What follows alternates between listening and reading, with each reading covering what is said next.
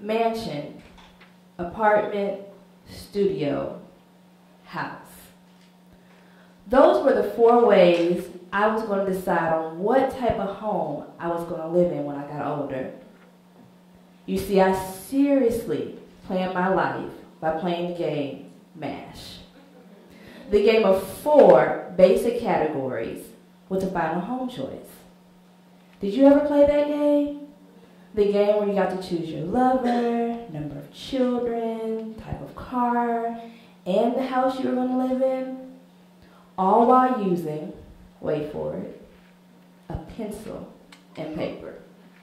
You see, this was the scientific way that I was going to decide how I was going to live my life.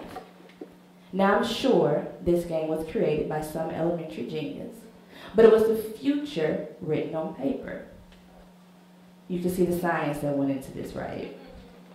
Now, thankfully, I did not marry whoever I was crushing on in the 5th grade.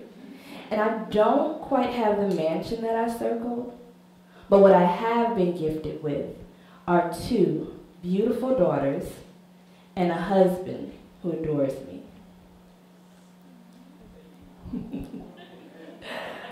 Who's back there crying? I know, sappy stuff, but my husband really does adore me. But one thing I think this elementary genius left out was all the stuff that happens in between getting the house, the jobs, the cars.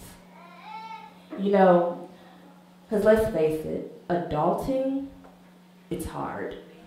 And when you jump on that balance beam called life, it gets real. Recently, Welch's conducted a study, yes, the juice company that makes the absolute best grape juice, and that's not up for debate, conducted a survey on 2,000 American mothers. And that survey concluded that a mother works up to about 98 hours a week. Yeah, let that sink in, 98 hours. So one thing that we know is for sure, mothers did not conduct this study because we knew that already. But it does beg to question, how can one be expected to be a wife, a mother, an employee or employer, exercise, drink water, pray, and sleep all in a week? It seems impossible, right? But I like to believe that most amazing mothers take some tips and tricks from the great gymnasts of our time. You see, that's the way to really balance it all. And like our gymnasts, we do understand that sacrifices have to be made. Because let's face it, we're constantly making decisions to jump on that balance beam called life every day. You see, at one point, I was just surviving. And when I say that, I really, really mean that. I was a new mother again, and in between changing diapers, I decided I was going to be an intellectual property attorney and write my first novel. And in between all of that, I was still a wife, a daughter, a small group leader at my church, and so much more.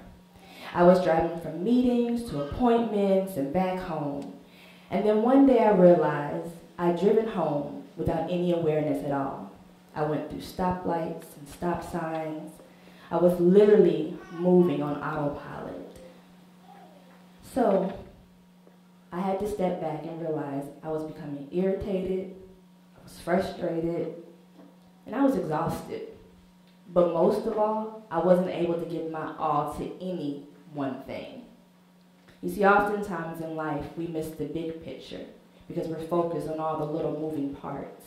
And so in essence, we become ineffective because we're just simply trying to get by. And so, since I love the Olympics, and gymnastics is my favorite, I like to share a few life lessons that I've learned by watching these competitions. Life lesson number 1, choose which event to compete in. Have you ever noticed your favorite athlete sitting out at an event? So they're sitting there because they realize, this is probably not my game today. So they sit out and they take their time to assess. Could you do it all? You could try, but you probably won't be any good. You see, Olympic coaches just don't throw any and every athlete into the events. They throw the ones that they believe will bring home the gold. In motherhood, we're constantly striving for gold. Oftentimes, though, in the wrong areas.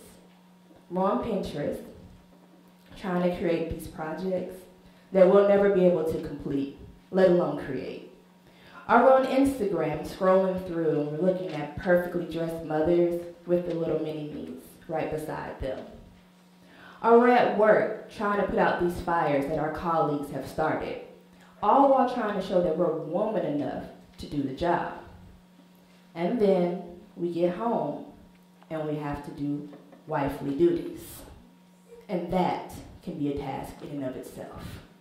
So as you see, at some point, you have to choose which event to compete in. Is it motherhood in corporate America for you? Or is it full-time motherhood and being a stay-at-home mom? Or is it just simply a career in leadership? Or are you like me? You're focusing on wifehood, motherhood, and entrepreneurship. Whatever you decide, you have to choose wisely. Life lesson number 2, jump on that balance beam. At some point, you just got to get up there. Recognize what your purpose is in life and do just that. Are you going to fall off the balance beam? Yeah, absolutely. But that's what makes a good athlete a good athlete. They recognize the mistakes that they make and they correct them. Likewise, in motherhood, we're going to make mistakes. We're going to forget to pack a snack. We're going to forget to bring a lunch. We're going to raise our voice a little too high. But it's on us to correct it and move forward. And finally, life lesson number 3, do it all with grace and elegance. Grace is the ability to keep your head up high when you've made a mistake. It's the ability to walk into that PTA meeting with your head held up high, even though you forgot that the meeting was at 5 o'clock. It's when you can look in the mirror and still see beauty, even though you haven't combed your hair in a few days.